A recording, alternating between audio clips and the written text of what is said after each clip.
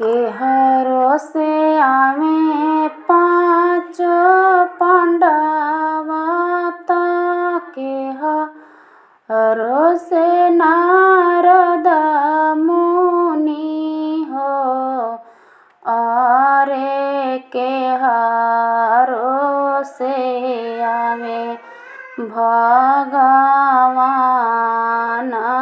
जनक पुर में जगह होले हो। अरे केहरो से आवे भगवान जनक पुर में जगह होले हो। पूर्व से आवे पाँच पांडवा त पश्चिम से नारद मुनि हो। अरे उत्तर से आवे भगवान जनक पुर में जगह होले हो। अरे उत्तर से आवे भगवान जनक पुर में जगह होले हो। काऊ खियाइबो पाँच पांडवा त काऊ नारद मुनि हो।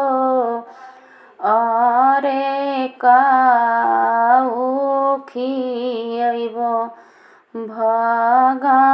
भगवान जनक पुर में जगह होला हो। अरे काऊ खियाइबो भगवान जनक पुर में जगह होले हो। खोआ खियाइबो पाँच पांडवा त खोआ नारद मुनि हो। अरे फलवा खियाइबो भगवान जनक पुर में जगह होले हो।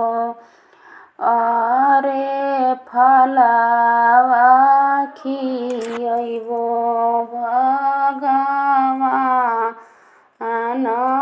जनक पुर में जगह होले हो। कहवा सुतैबो पाँच पांडवा त कहवा नारद मुनि हो। अरे कहवा सुतैबो भगवान